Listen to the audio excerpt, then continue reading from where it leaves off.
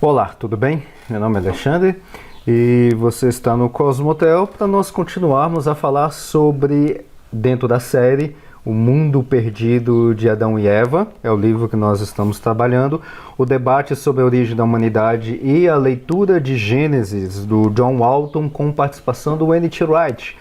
E hoje, nesse episódio, tem um assunto extremamente interessante, tá? Talvez esse episódio fique um pouquinho mais longo do que os outros, mas eu vou tentar ao máximo manter aqui dentro do nosso período entre 30 e 40 minutos, mas é porque tem bastante conteúdo e o assunto desse episódio de hoje, assim, ele muda muito, muitas concepções que nós temos com relação a Adão e Eva, principalmente, tá? E a proposição que nós vamos trabalhar, ou o capítulo que eu quero trabalhar com você hoje, é o capítulo 12, ou a proposição 12. Adão é designado como sacerdote no espaço sagrado, com Eva para auxílio. Tá, então essa vai ser a temática. Na realidade eu já tratei desse assunto, desse tema, ou já dei alguns spoilers desse tema aqui, mas hoje eu vou desmanchar um pouquinho mais a argumentação, inclusive a argumentação que o Walton está fazendo aqui com relação a essa temática de que é Adão e Eva serem sacerdotes. É, isso mesmo, serem sacerdotes no Jardim do Éden, ou no Templo Jardim do Éden, ou no espaço sagrado, num local que nós chamamos de jardim que fica na região do Éden. Então é isso que eu quero trabalhar com você hoje, tá? Bom, só os recadinhos de sempre, tá? Não deixem de adquirir este livro, tá? Ele tá muito bom. O Mundo Perdido de Adão e Eva, está em português, está excelente, então não deixe de adquirir esse livro. Aqui não é uma leitura comentada, eu não vou trabalhar com todos os argumentos que o Walton coloca. Obviamente eu vou fazer algum acréscimo, não vou falar de tudo, vai ser mais uma questão complementar. Tá? Então não deixe de adquirir e de ler esse livro, tá? Não deixe, tá? Porque tem muita coisa aqui e muita coisa eu não consigo comentar aqui nesses poucos minutos que se tem, tá? Bom, então, indo diretamente na proposição, qual que é a ideia central que o Walton vai colocar aqui? É que Adão e Eva, já vou dar como diz o resumo geral, seriam sacerdotes, ou teriam uma função de sacerdotes ali na região ou no espaço sagrado que é o Jardim do Éden. Tá? Então, a história narrativa que nós temos principalmente no capítulo 2 de Gênesis é justamente essa narrativa que não é criação do homem de forma material. Tá? Inclusive a gente vai ver esses detalhes aqui com relação à mulher. Não tem essa de criação material efetivamente, e sim de criação de função para o homem, mais especificamente para esse casal que modernamente, né, não no sentido de hoje, século XXI, mas modernamente no texto bíblico, são chamados de Adão e Eva. Tá? Obviamente, talvez não fossem os nomes próprios deles, né? Adão e Eva, isso a gente já comentou, tá? Porque esse nome Adão e Eva são nomes hebraicos, surgiu muito tempo depois, tá? Como o Walton coloca, como a gente já viu em outros episódios, ele acredita que Adão e Eva era um casal, foi um casal real, histórico, realmente existiu duas pessoas. O nome deles possivelmente não foi Adão e Eva, tá? Mas vamos simplificar as coisas, vamos chamar todo mundo de Adão e Eva, tá? Mas a Bíblia não está falando de criação material desses dois, e sim de criação de função, algo como nós poderíamos chamar de sacerdotes ou função sacerdotal. Para começar, então, o Walton, bem logo de cara, vai ter muitas leituras aqui que eu vou fazer do trecho, mas não é uma leitura comentada, mas é porque os trechos estão tão bem resumidos, vamos dizer assim, a ideia, que se eu for colocar mais do que o Walton coloca aqui, não ia ficar bom. Então, eu vou ler alguns trechos aqui direitinho que vão estar nesse capítulo 12, tá certo? Então o Walton já coloca logo de cara, na abertura da proposição, os leitores do mundo antigo reconheceriam rapidamente o jardim no qual Adão foi colocado como um espaço sagrado. E mais do que isso, como o Walton vai acabar trabalhando aqui, não só ia reconhecer esse jardim, mas também ia reconhecer Adão e também ia reconhecer qual que era a função de Adão dentro daquele jardim, que nós chamamos de Jardim do Éden. E aí, como a gente já viu em outras proposições, A gente já viu que a questão do jardim, ele é um espaço sagrado, uma espécie, entre aspas. Não é bem isso, tá? Porque um pouquinho, isso é mais uma ideia que nós temos um pouco mais moderna, ou bem mais recente, ou bem tempos depois desse período onde essa história é narrada, que o Jardim do Éden seria uma espécie de templo, tá? Eu vou chamar de templo apenas para intercambiar a palavra templo, espaço sagrado. Mas não é templo como nós conhecemos, uma construção e tudo mais. Não é bem isso. Tem diferenças, tá? Tem diferenças, inclusive, substanciais.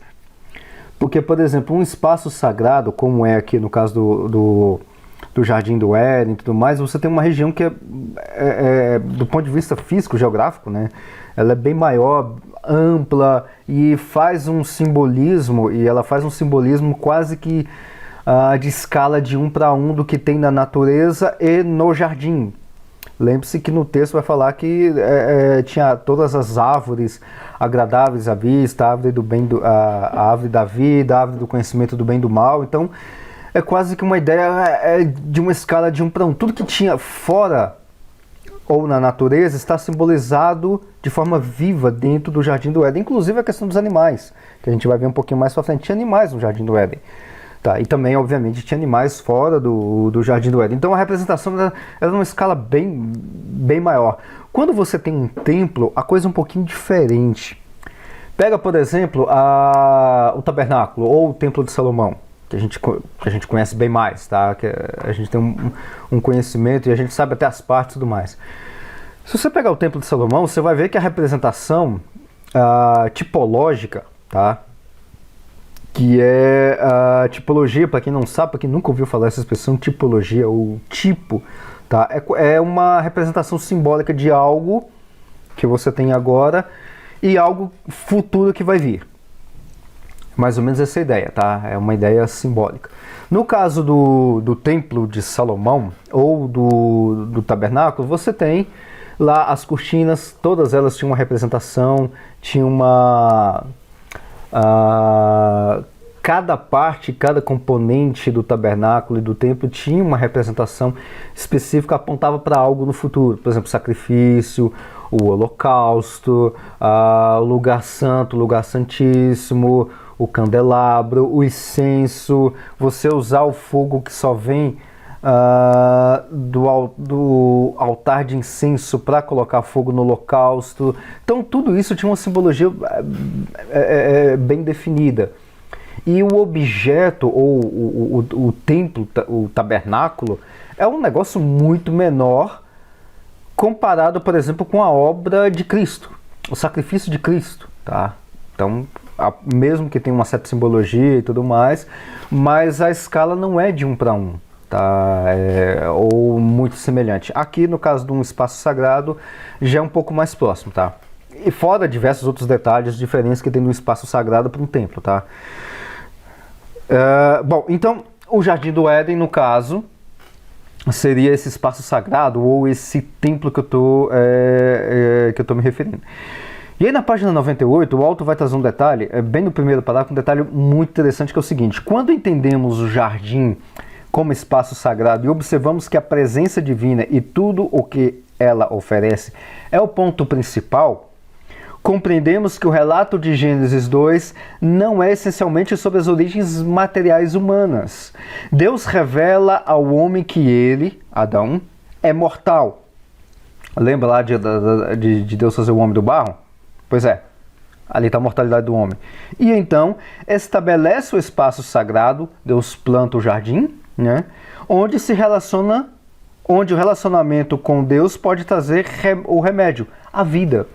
O sopro divino, lá no capítulo 2? Pois é.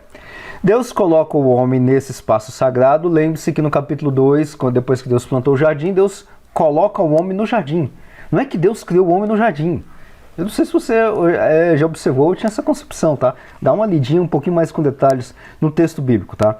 Principalmente no versículo 7, do capítulo 2, e formou o Senhor Deus o homem do pó da terra, e soprou em suas narinas o fôlego da vida, e o homem foi feito alma vivente.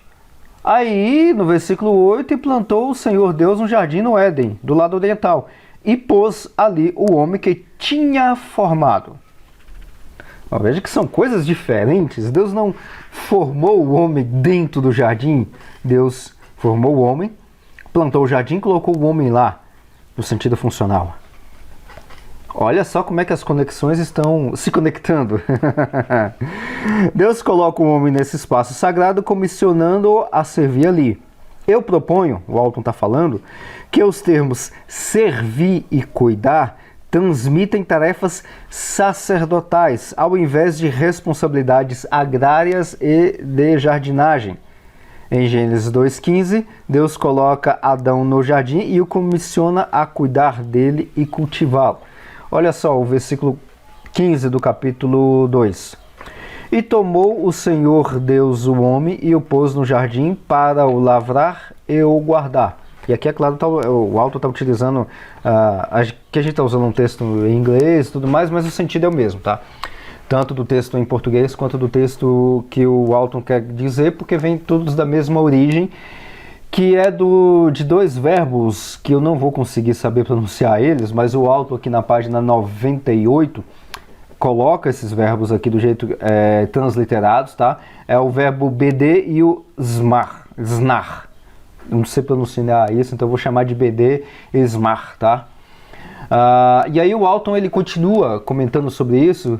Informações importantes na página 98 ainda podem derivar do estudo semântico dessas palavras, ou seja, das palavras que são traduzidas para nós no livro, na Bíblia que eu tenho, Almeida Corrigida Fiel, lavrar e o guardar, como cuidar e cultivá-lo, tá? Que vem justamente desses dois verbos.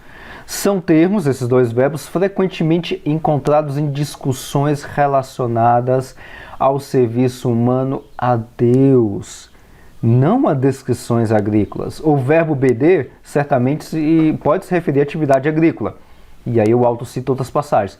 Mas nesse contexto de Gênesis capítulo 2, versículo 15, a nuance do verbo é condicionada por seu objeto direto, o solo. Quando o verbo não se relaciona a um objeto direto, como nesse caso solo, quando aparece esse verbo BD e que tem o objeto direto, o solo, ele costuma se referir ao trabalho relacionado à vocação de alguém. Versículo 15, por exemplo, não diz que é para lavrar e guardar o solo, a terra ou qualquer coisa do tipo. O serviço mais amplo da palavra está geralmente conectado ao serviço religioso que chamamos de adoração. Em Êxodo 3, versículo 12, é utilizado esse verbo nesse sentido. Ou a funcionários sacerdotais servindo no recinto do santuário, lá do templo, do tabernáculo, em Números, capítulo 3, versículo 7 a 10. Nesses casos, o objeto do verbo geralmente faz referência a algo ou alguém que está sendo adorado. E é o mesmo verbo, hein? É o mesmo verbo, BD. É transliterado como BD, eu não sei pronunciar esse verbo direito, tá? É o mesmo verbo BD. Veja só que interessante. Aí agora vamos dar uma olhada no outro verbo, que é o SMR, né? Smer, alguma coisa assim. Também não sei como é que o hebraico, como é que se pronuncia ele, tá? Mas esse verbo SMR é utilizado nos contextos da responsabilidade levítica de guardar o espaço sagrado, assim como no sentido de observar comandos e responsabilidades religiosas, que é o que vai aparecer lá na frente no texto em Levítico e Números, principalmente. Esse verbo só é utilizado em contextos agrícolas quando as plantações estão sendo guardadas daquelas pessoas e animais que a destruíram ou a roubariam. Quando o verbo se aplica à atividade levítica, esse verbo SMR, ele pode envolver o controle de acesso ao recinto, embora seja comumente aplicado de forma mais geral à performance de deveres nos espaços. Lavrar e guardar. Aqui não é ser agricultor da terra. Não é para ser agricultor do Jardim do Éden. Mas detalhe, ainda continua sendo um serviço, trabalho. Deus institui o trabalho para o ser humano justamente aqui no Jardim do Éden. E um outro resuminho que o Walton coloca já na página 99 diz o seguinte: para concluirmos, o Walton coloca, proponho a seguinte linha lógica. Uma vez que, primeiro, existem alguns contextos que empregam SMR juntamente com BD, esses dois verbos de cultivar e lavrar, para o serviço levítico.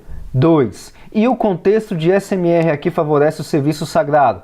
E 3. E BD pode tanto se referir ao serviço sagrado como a tarefas agrícolas. E 4. E existem outras indicações de que o jardim está sendo retratado como um espaço sagrado. Então, dado esses 4 pontos, então é provável que as tarefas dadas a Adão sejam de natureza sacerdotal, cuidar do espaço sagrado. No pensamento antigo, cuidar do espaço sagrado era uma forma de sustentar a criação. Eu não sei se você está conseguindo compreender a profundidade desse texto do capítulo 2 de Gênesis e a ideia de Adão, daqui a pouco vai entrar Eva no meio do pacote, tá? Ser aí uma espécie de sacerdote do espaço sagrado do templo Jardim do Éden. E mais, as indicações são muito fortes aqui numa espécie de, digamos, não de um cuidado de lavoura no sentido de ser um agricultor, que o trabalho braçal vai ser de agricultura. Sim, tem esse trabalho braçal, ainda continua tendo um trabalho ali dentro do Jardim do Éden, mas não é no sentido de agricultura. Pode ter também, é claro, porque como o Jardim do Éden é uma representação de um aspecto religioso, vamos colocar assim, porque ritual religioso, adoração, ritos, culto, essas coisas é um pouco meio confuso e até difícil a gente colocar isso. Nessa época é mais fácil nos nossos dias modernos, tá? A gente fazer um culto é mais fácil. Naquela época não é tão difícil assim, mas o que estava relacionado a fazer esse tipo de serviço era justamente o cuidado com o local. Por exemplo, deixa eu ver se eu melhoro um pouquinho essa explicação. Pega, por exemplo, o tabernáculo, tá? Você pega os levitas, os sacerdotes e tudo mais, qual que era o serviço que os levitas, os sacerdotes tinham que fazer? Tinha que manter o candelabro aceso, trocar ali o azeite, o altar de incenso, tinha que manter as coisas limpas, arrumadas, organizadas, fazer o sacrifício e tudo mais.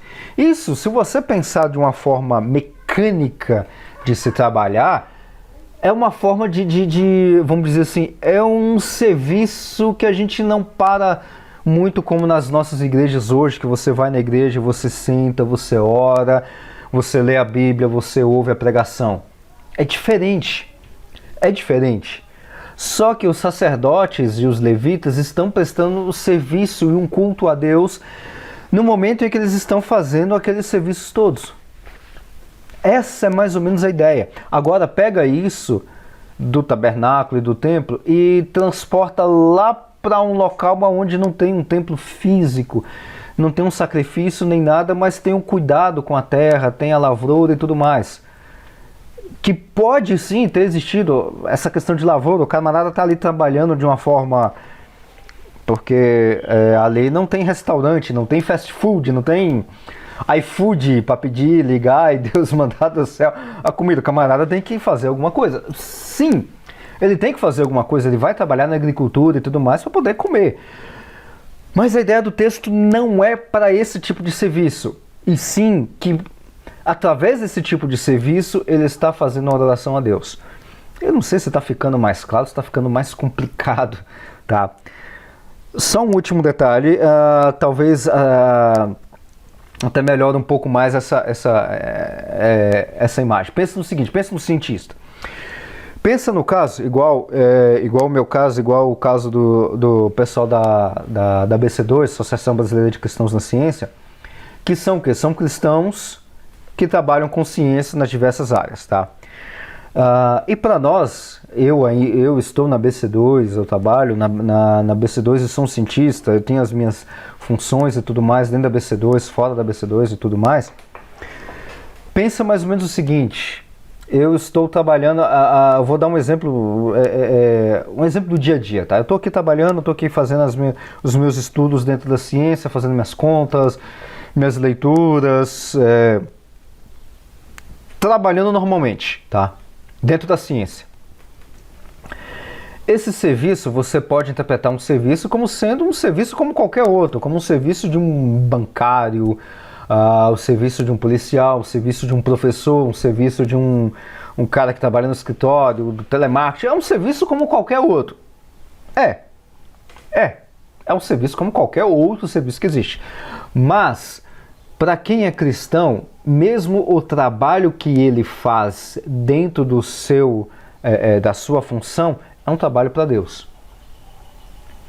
E eu adoro a Deus mesmo fazendo meu trabalho, lendo equações, lendo... Agora eu tô expandindo um pouco mais o meu leque de conhecimento de outras coisas, então eu estou trabalhando agora também com economia, não sou economista, nem dou e nem dou orientações de mercado financeiro, seja rico até amanhã, não tem nada disso. A minha área de economia é outra, tá? Que eu estou começando a trabalhar agora. Então, mesmo lendo essas coisas, produzindo, fazendo o meu trabalho dentro dessas coisas todas, estou fazendo um serviço a Deus. É mais ou menos essa ideia que está aqui no texto de Gênesis capítulo 2. Mesmo a ideia de Adão e Eva trabalhando para se sustentar e tudo mais, a forma e o serviço que eles estão fazendo é um trabalho para Deus de uma forma simbólica e arquétipa. Eu espero que tenha ficado claro. Se não te ficou claro, também não tem problema. Deixa nos comentários. Não, eu não entendi. Refaz de novo, repete de novo. E aí eu posso até gravar um outro podcast, uma outra vídeo desse, a gente detalha mais, não tem problema, tá? Continuando então, na página 100 desse livro tem um detalhe bem interessante, talvez até abra um pouco mais a imagem que eu estou querendo passar para você sobre essa questão do trabalho de Adão e Eva, tá? Tendo dito isso tudo, após a identificação do papel primário como sacerdotal no espaço sagrado, Adão sendo sacerdote no espaço sagrado, talvez possamos incluir outras tarefas de cuidado no perfil sacerdotal. Quando os jardins e parques são associados com o espaço sagrado no mundo antigo, cuidar das árvores torna-se uma tarefa sagrada executada pelos sacerdotes. No Egito e na Mesopotâmia, havia manadas e rebanhos de animais que eram a propriedade do templo e deveriam ser cuidados pelos sacerdotes. Quando os sacerdotes cuidam dos jardins, dos parques e dos animais que vivem ali, eles se envolvem na organização do espaço sagrado e na tarefa de submissão e domínio. Que é literalmente o que eu falei até agora, mas com outras funções ou com funções modernas de um cientista, tá certo? Por exemplo, só para contextualizar essa ideia aqui, se você pegar na lei de Moisés, ou seja, muito tempo depois disso, os levitas, toda a tribo de Levi, os sacerdotes, eles não tinham terras.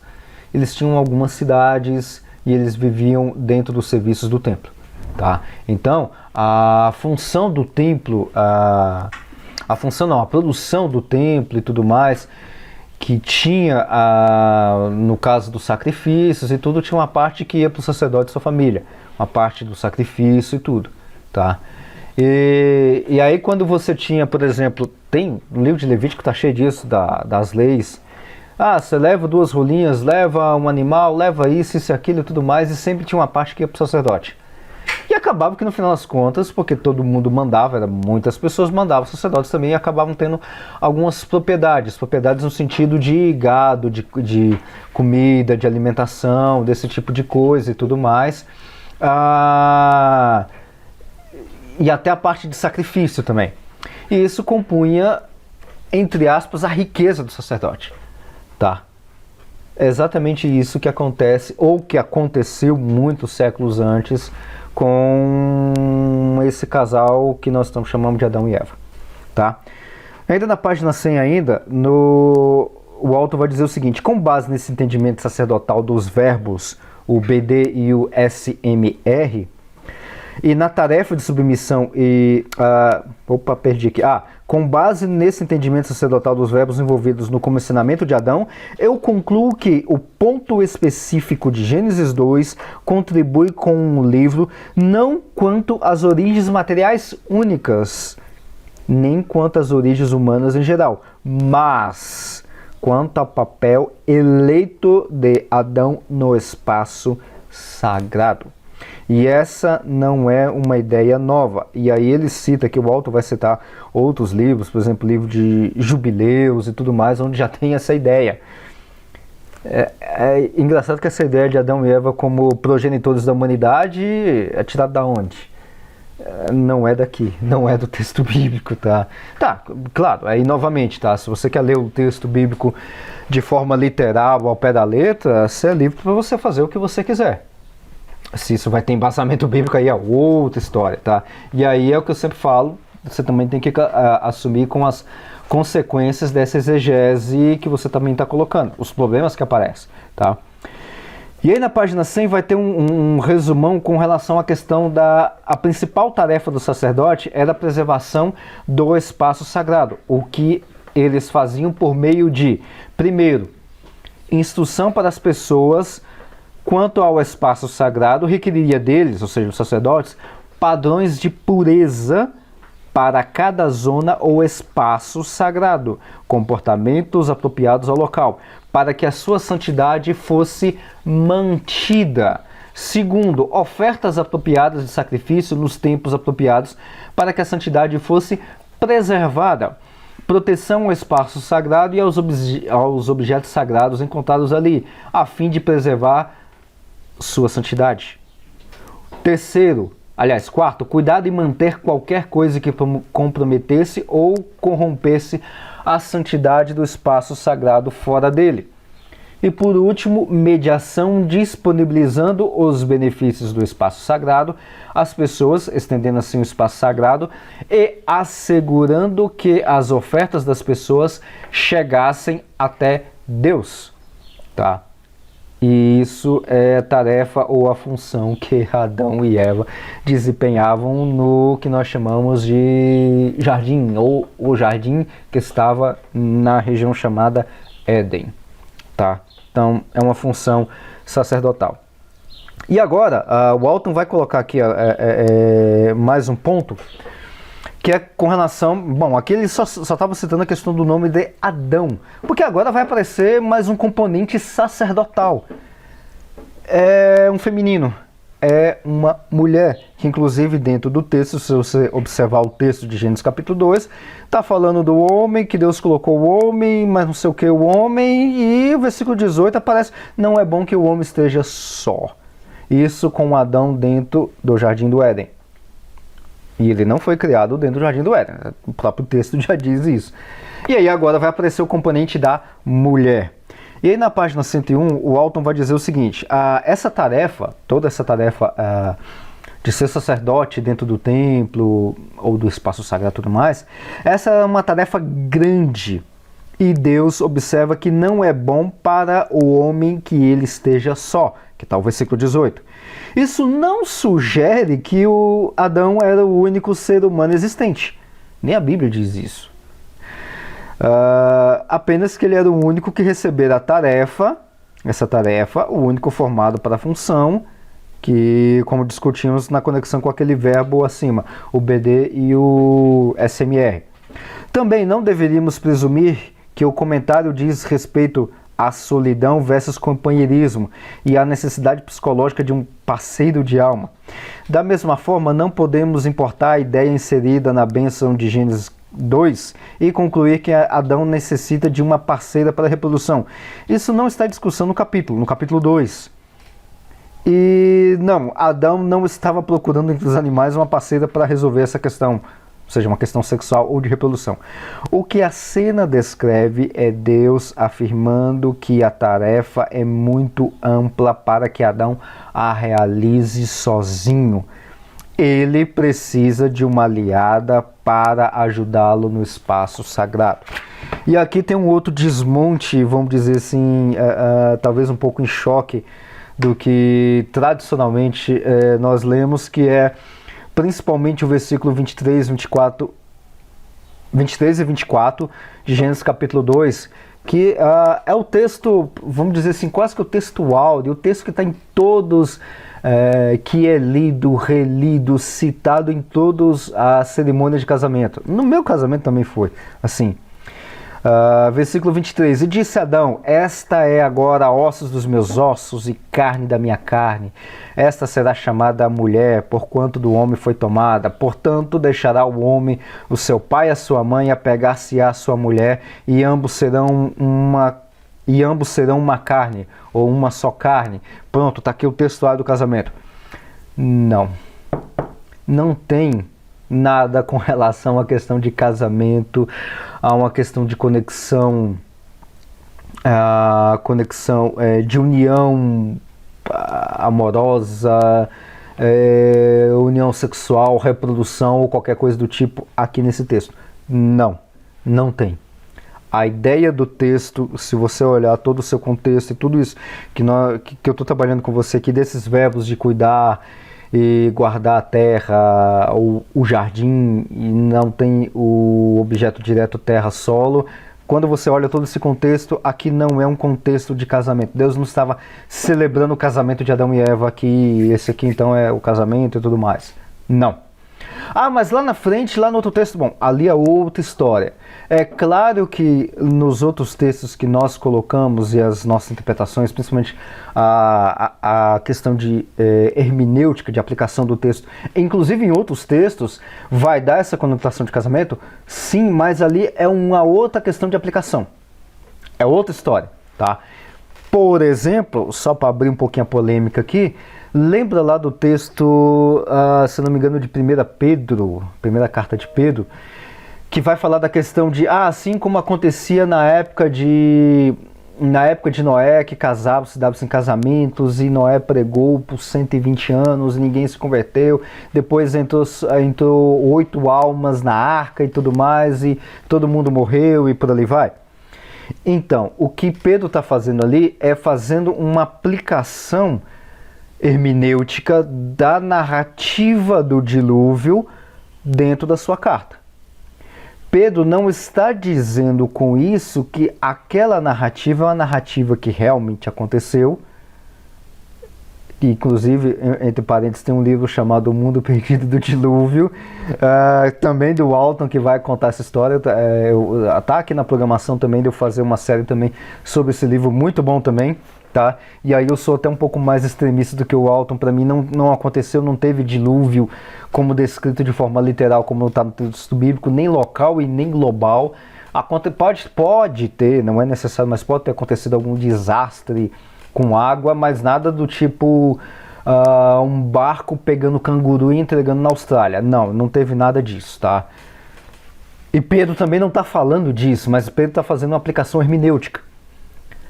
Quando nós fazemos a mesma coisa com o texto do casamento, entre aspas, de Gênesis capítulo 2, a gente está fazendo isso. Não é que o texto quer dizer exatamente sobre a questão de casamento, mas sim uma questão de função sacerdotal, aonde você tem a união sacerdotal, ou no sentido de ajuda sacerdotal, ou no sentido de ajuda de um serviço dentro do espaço sagrado, de um serviço a Deus. Função de Adão e Eva. Por isso que tem esse texto. Mas também isso não quer dizer que você não vá, se você é um pastor, ministro e tudo mais, não quer dizer que você não vá pegar esse texto e aplicar no casamento. Não, continue usando ali e tudo mais. A maioria das vezes os noivos não vão prestar atenção na pregação em si, tá? É óbvio que eles prestam atenção, eles lembram, tanto que eu lembro da pregação do meu casamento, é claro, tem uma questão de memória aí, mas o foco principal ali do casamento é toda a união em si, tá? Então você pode continuar utilizando esse texto de forma hermenêutica, não de forma exegética, como nós estamos fazendo aqui. Aqui a gente está trabalhando de forma exegética, dentro da exegese do texto, tá certo? E aí, o Walton, na página 102, ele vai dizer o seguinte, nessa visão, nessa questão dessa unificação, ou dessa união entre Adão e Eva, na questão da função sacerdotal, algo potencialmente confuso é como os animais se encaixam naquilo que o texto está demonstrando. eles teriam uma conexão muito pequena com o conceito de espaço sagrado ou com os papéis sacerdotais. Porque veja que dentro do texto do capítulo 2 vai dizer que o homem estava olhando os outros animais, viu que cada um tinha o seu causazinho, tinha lá o macho e a fêmea de todos os animais e... cadê a minha? Não tem. Aí todo mundo coloca novamente a questão de união matrimonial, que não é o sentido do texto, tá? Assim sendo, estou propondo que Deus traz os animais a Adão e conforme eles o nomeia e reflete sobre os seus papéis e funções, ele descobre que nenhum deles é o seu igual ontológico.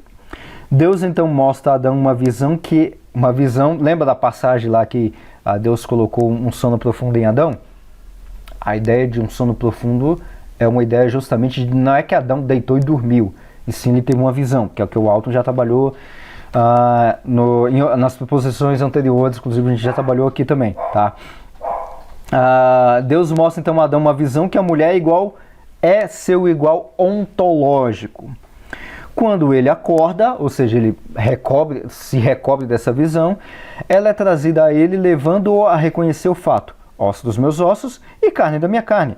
Mas não é que a mulher foi feita de uma cirurgia, de uma clonagem, como eu já via, entre aspas, físico falando disso, que Deus fez uma clonagem de DNA, cirurgia, cortou o homem, qualquer coisa que isso seja, loucura desse tipo. Não tem nada a ver disso. Tá? Ela é comparável ao homem. Então o texto explica que, em razão dessa paridade ontológica, o homem irá deixar o relacionamento biológico próximo com os pais para formar o que é um relacionamento ontologicamente enraizado. Tá, vamos traduzir algumas palavras aqui. Eu não sei se você conhece essa expressão ontológico, ou ontologia, ou ontologicamente enraizado. O que é isso? Ontologia é um termo que é utilizado na questão da mesma essência, do mesmo tipo, tá? Por exemplo, todos os seres humanos são ontologicamente parecidos, porque todos eles têm em sua essência a mesma coisa, tá? Todos os seres humanos têm pensamentos. Isso, quando a gente fala de coisa ontológica, não é só na questão da aparência física, uma cabeça, braço e tudo mais. Também, principalmente nessa narrativa, é muito parecido com isso, tá? Com a questão da aparência física, mas é na essência. São seres humanos que têm pensamentos e tudo mais. O homem, ele é ontologicamente parecido com a mulher. É claro que na aparência física eles são diferentes. A grosso modo tem uma cabeça, 2 braços, 2 pernas, algumas funções biológicas muito parecidas, mas na essência biológica são diferentes. Obviamente são diferentes. Sexo masculino e sexo feminino. Mas na essência, como ser humano, eles são a mesma coisa, ontologicamente falando. Tá? Então essa é a ideia do ontológico. Então o texto, quando está falando aqui que Adão viu que a mulher era osso dos meus ossos, carne da minha carne e tudo mais, ele está falando no sentido ontológico, que ela é na mesma essência parecida comigo. Ela não é, ou eu estava procurando algo que não era ontologicamente parecido comigo, outro animal, para fazer o trabalho do sacerdote. Não vai ser outro animal porque ele é ontologicamente diferente de mim. Agora eu tenho uma mulher que é ontologicamente parecida comigo, tem a mesma essência, é um ser humano como eu. Essa é a ideia de Gênesis capítulo 2, da criação, entre aspas, da mulher. Criação, eu estou colocando entre aspas, porque não é no sentido de criação material. Tá? E aí, indo já para as conclusões, eu vou pular isso aqui, porque está muito bem detalhado aqui, que o Walter vai colocar na página 102 e 103, onde ele vai falar sobre o épico de Gilgamesh, tá? Por exemplo, que tem essa ideia, essa comparação ontológica entre o homem e a mulher, como é descrito no capítulo 2 de Gênesis, também no épico de Gilgamesh. Tá, também tem essa mesma coisa. Inclusive ele faz até um quadro, ele compara status, sexo masculino e feminino, animais, relações divinas, humanidade, o capítulo 2 e 3 de Gênesis e o épico de Gilgamesh, ele faz essa tabela comparativa para mostrar, em outras palavras, o seguinte: olha, esse texto, essa forma de pensar de que Adão e Eva são ontologicamente parecidos e que Adão e Eva são sacerdotes no templo ou no espaço sagrado ou naquilo que nós chamamos, que eu vou chamar aqui, deixa eu nominar isso de uma outra forma, como o templo jardim do Éden, tá? Tem isso, em outros textos muito parecidos. Se você fizer uma literatura comparada do texto de Gênesis capítulo 2 com, por exemplo, o Gilgamesh, o texto de Gilgamesh, por exemplo. Tá? Você vai ver que as coisas são parecidas, tá? E aí, bom, mas tinha sacerdotisa também, porque no caso a Eva está entrando como sacerdotisa. E a gente não tem sacerdotisa no Pentateuco. Se você observar, por exemplo, lá no texto do Levítico e tudo mais, fala de sacerdotes, e está falando sempre do gênero masculino. O feminino nunca entra, né? Mas tinha sacerdotisa? Tinha. Inclusive no mundo antigo, o Alto vai detalhar isso aqui, a gente também tinha algumas mulheres servindo no espaço sagrado lá em Êxodo, mas não como sacerdotisa. E a gente tem também, principalmente, só que é um pouco mais recente, né? Recente entre aspas, não para nós, mas no texto bíblico, no período helênico, na Grécia, você tem ali, por exemplo, Paulo falando sobre as mulheres usarem véu, não no sentido de que a mulher tem que usar véu ou que a mulher não pode cortar o cabelo. Isso não tem nada a ver, o texto não está falando sobre isso, e simplesmente o texto lá de 1 Coríntios está falando sobre a questão de véu para que as mulheres não sejam parecidas ontologicamente, vamos colocar nessa expressão, com as sacerdotisas do templo da Diana dos Efésios, ou da outra deusa lá, ficava na cidade de Corinto, não é Artemis, agora eu esqueci qual que era a deusa, mas a deusa é de uma outra deusa, eu tenho quase certeza que era Artemis. Tinha um templo da deusa, de uma deusa grega lá em Corinto, e tinha sacerdotisas, ou seja, mulheres sacerdotes, tá? E elas tinham todo um ritual e tudo mais que se fazia lá nesse templo de adoração e tudo, e as mulheres, as sacerdotisas, elas eram carecas, ou do cabelo curto. E aí, justamente para diferenciar, e aí tem mais um contexto dentro disso, as mulheres que se convertiam na cidade de Corinto, elas tinham que usar véu, justamente para fazer essa diferenciação. Não é que a mulher não pode cortar cabelo curto, rapar a cabeça, ou tem que usar véu com cabelo curto. Não tem nada a ver, são coisas completamente diferentes, tá? O texto não dá esse tipo de princípio bíblico, tá? Ou princípio doutrinário. Então, já indo para os finalmente, já na página 105, vai dizer o seguinte, o Alto vai dar uma resumida muito boa nesse texto, que vai dizer o seguinte: nós falamos anteriormente de Adão e Eva como representantes arquetípicos, tá? Inclusive teve até um outro episódio que eu li aqui para você, que é outros textos da carta de Paulo aos Romanos, a Timóteo também, se não me engano, 1 Timóteo. Então, lá está trabalhando com a ideia de Adão e Eva como sendo arquetípicos, numa questão simbólica, e outras funções a mais, como a gente já está trabalhando até agora. Aqui, o Alto continua na página 105, nós descobrimos que eles também são representantes sacerdotais, desempenhavam funções sacerdotais, e também são representantes sacerdotais. Lembra daquele jogo de palavras que Paulo vai falar do primeiro homem que entrou o pecado, pelo segundo homem entrou a salvação? Ali uma representação arquétipa. Mas por que pelo primeiro homem entrou o pecado no mundo, sendo que eu não tenho nada a ver com isso? Foi Adão e não eu que pecou, porque ele era representante. E não só representante no sentido arquetípico, como a gente já viu, sim no sentido de conexão entre Deus e o homem. A conexão era feita por meio de Adão. Quando Adão peca, todo mundo peca, se corta o laço lá. Poderia perfeitamente Adão cortar o laço entre ele e Deus, e o problema dele. Os outros continuam tranquilo, mas ele também é sacerdote. Adão e Eva são sacerdotes. Cai todo mundo também, inclusive nessa ideia arquetípica, tá? E aí agora, já finalizando o final mesmo, já no finalzinho da página 106, no início da página 107, vai dizer o seguinte: os relatos de criação oferecem insights ou ideias, né, sobre a natureza da humanidade, mas também coloca o casal como os primeiros humanos significativos em virtude de trazerem o pecado ao mundo. Adão, continua John Walton, foi o primeiro, entre aspas, homem a quem foi dado a oportunidade de trazer vida, mas ele falhou. Cristo o, entre aspas, o último homem, palavras de Paulo inclusive, teve sucesso, providenciando vida e acesso à presença de Deus para todos, como nosso grande supremo sacerdote, como está lá em 1 Coríntios capítulo 15. Você pega, por exemplo, quase todo o texto do livro de Hebreus, tá?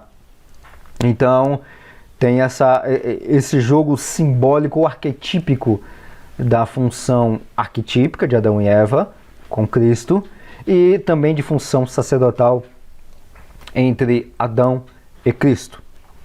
E aí, finalizando a última frase da proposição 12.